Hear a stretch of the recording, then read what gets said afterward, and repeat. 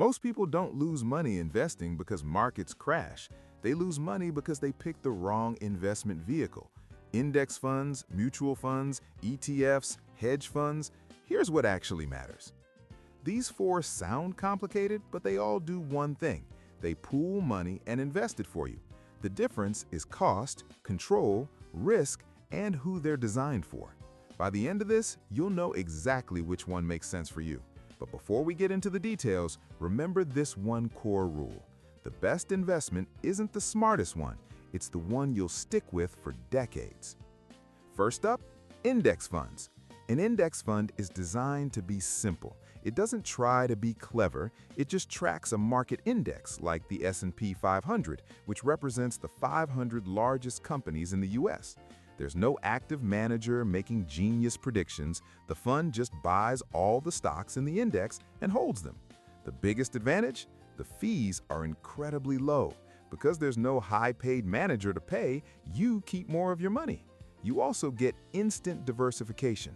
Owning one share of an S&P 500 index fund means you own a tiny piece of Apple, Microsoft, Amazon, and hundreds of other companies. The result is consistent, long-term performance that matches the market. The downside? There is no hype. You'll never beat the market with an index fund. And when the market goes down, your fund goes down with it. There's no escaping that. So, who are these for? Long-term investors, beginners, and anyone who doesn't want to babysit their money. Index funds win by being boring. Next, let's talk about mutual funds. This is probably what your parents invested in. A mutual fund is an actively managed fund.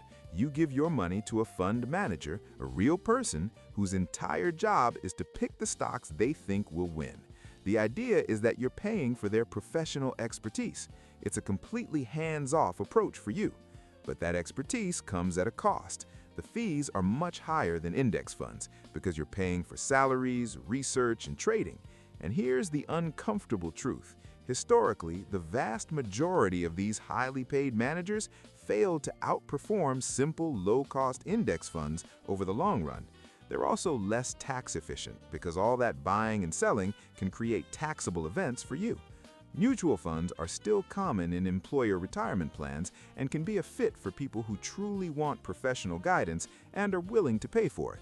But remember, you're paying for opinions, not guarantees. Now for ETFs, or exchange-traded funds. Think of an ETF as a modern hybrid. It's a fund, like an index fund or mutual fund, but it trades on the stock exchange like an individual stock. This means you can buy or sell it anytime the market is open. Most ETFs are just like index funds. They passively track an index like the S&P 500, and because of that, they also have very low fees and are highly tax efficient. Their big advantage is flexibility. You can trade them instantly at a known price. But that flexibility can also be their biggest flaw. Because it's so easy to trade, it can tempt you into making emotional decisions, selling when the market dips, or chasing a hot trend. It's easy to overtrade, racking up small costs and potentially sabotaging your own long-term plan. So, who are ETFs for? They're great for do-it-yourself investors who want low costs and also for those who might want to make more tactical adjustments to their portfolio. Essentially, ETFs are index funds with flexibility, for better or worse. Finally, we have the most exclusive of the group, hedge funds. You've probably heard of these in movies. Hedge funds are private, lightly regulated investment funds for ultra-wealthy investors and institutions. We're talking millions of dollars just to get in. They use complex, aggressive strategies like borrowing huge sums of money or betting against stocks to try and generate high returns in any market condition. The pros? They have access to sophisticated tools and can theoretically hedge or protect against risk. The cons are significant. The fees are astronomical, typically a 2 and 20 structure, meaning they take 2% of your assets every year plus 20% of the profits. They're also incredibly high risk and, as a group, have a very inconsistent track record of actually beating the market after those fees are taken out. Hedge funds are not for beginners. They exist to manage immense wealth, not created for everyday people. So, let's put them all side by side. For fees, from lowest to highest, it goes index funds, then ETFs, then mutual funds, and finally, the wildly expensive hedge funds. For risk and complexity, it follows the exact same pattern. The simplest, lowest risk option is the index fund, and the most complex, highest risk is the hedge fund. The key takeaway here is that complex does not mean better. In investing, it often means worse. So, what should you actually choose? If you're a beginner, the answer is simple: index funds or index tracking ETFs. That's it. If you plan to invest a set amount every month for the long term, a classic index fund is perfect. If you want a bit more flexibility to buy and sell during the day, choose an ETF that tracks a broad market index. And if you're tempted by the idea of finding a manager or a strategy to beat the market, my advice is don't. The data is overwhelming. Even most professionals fail to do it consistently. Matching the market over the long term is a winning strategy. Chasing it is often a losing one. This brings us to the biggest myth in investing.